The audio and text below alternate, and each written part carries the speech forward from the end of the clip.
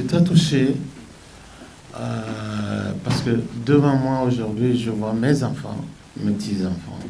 C'est une chance pour moi, bien que ça soit très nostalgique, parce que j'ai vu des grands musiciens de la Guinée évoluer partout dans le monde qui ont fait de la Guinée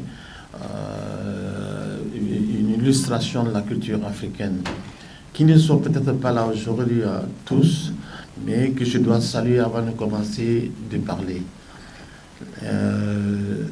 J'ai 70 ans. Mes 70 ans, j'ai passé 20 ans de scolarité et 50 ans de musique. Mais je suis quelqu'un de déterminé, comme Malcolm X, comme Martin Luther King, comme Sékou Touré, comme Kwame Nkrumah, comme Lumumba, tous ces pionniers qui ont aimé l'Afrique dans leur cœur et qui se sont battus et qui sont peut-être partis par trahison, par empoisonnement pour cette Afrique qui nous est très chère. Et qu'est-ce que je pouvais vous dire? Je vous dire, cette Afrique a besoin de vous, mes enfants. Ça fait 600 ans que les Blancs sont rentrés chez nous. 1420, ils sont venus. Ils ont commencé à nous vendre, à nous maltraiter. L'an 2020, ça fait 600 ans de maltraitance. Je suis sûr et certain que ces gens trouveront toujours ce petit filon d'ADN africain qui va toujours parler, qui va toujours leur rappeler que l'Afrique a des guerriers, que l'Afrique a eu des gens qui ont aimé, des Africains qui se sont battus. Ces gens à cause desquels nos enfants sont en train de mourir dans les déserts, qui sont en train de mourir en esclavage en Libye, qui sont en train de mourir dans les océans, parce que tout simplement, ils ne veulent pas qu'on soit développé. Donc, je vous confie l'Afrique. Est-ce que je vais revenir en Guinée? C'est pas sûr. C'est pas sûr. Donc, je profite d'aujourd'hui pour vous dire que ce continent a besoin de vous. Ce continent a besoin de vous. Ce continent si riche, si pauvre, si digne, il a besoin de vous. Riche parce que le sous-sol africain, c'est ça qui rend la richesse dans le monde. Pauvre, pourquoi? Parce que ils sont en train de nous tuer, de nous maltraiter pour profiter. Nous sommes de pauvres gens, mais dignes devant leur puissance. Je suis très fier aujourd'hui de parler à cette jeunesse sur laquelle je veux compter après moi que ce travail et cet amour va continuer. Il y a des puissances qui sont premiers producteurs d'or. Ils n'ont pas d'or chez eux. Qui sont premiers en uranium. Ils n'ont pas de mine d'uranium. Qui sont premiers en pétrole. Ils n'ont pas de pétrole. Et nous sommes des pauvres qui avons tout ça, mais quand même pauvres.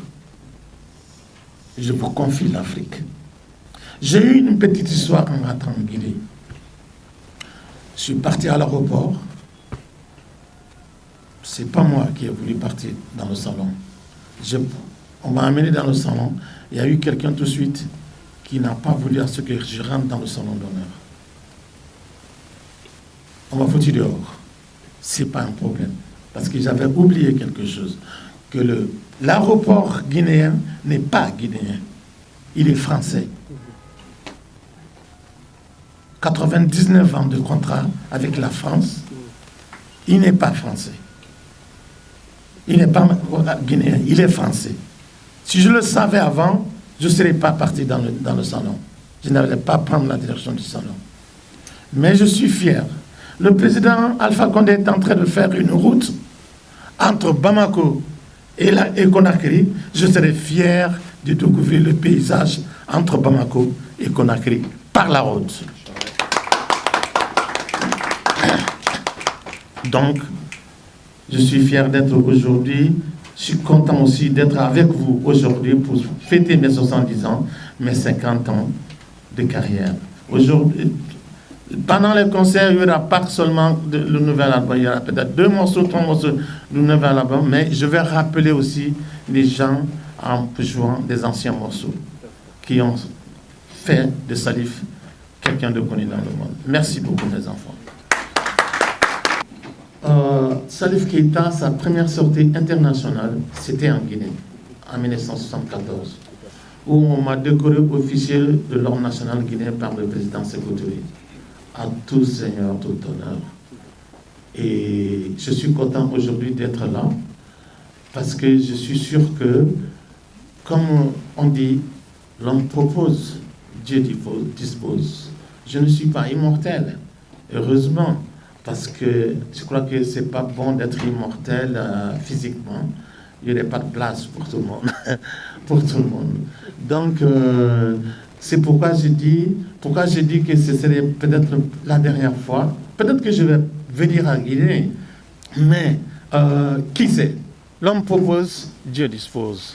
Et je suis quelqu'un, tout le monde est téléguidé un peu. Le destin, ça c'est on est téléguidé par le destin.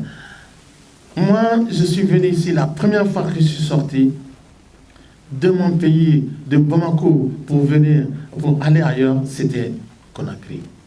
Et maintenant, à 70 ans, je me trouve devant mes petits-enfants et mes enfants. Je crois que je ne suis pas sûr de revenir ici encore en tant qu'artiste. C'est pourquoi j'ai dit ça. Vous comprenez? Mais ce n'est pas perdu, mon enfant. Vous êtes des dignes fils de cette Afrique. Je compte sur vous. Je suis sûr et certain qu'il y a toujours des dignes fils de l'Afrique qui vont défendre l'Afrique. Je suis tellement différent et il y a tellement d'autres musiciens et plein d'artistes talentueux. Bon, on ne peut pas tout faire.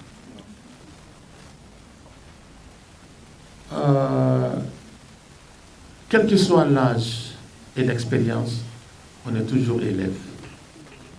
On n'a jamais fini d'apprendre. Je suis un africaniste. J'ai pu avoir plusieurs nationalités. J'ai pu être français. J'ai pu être américain.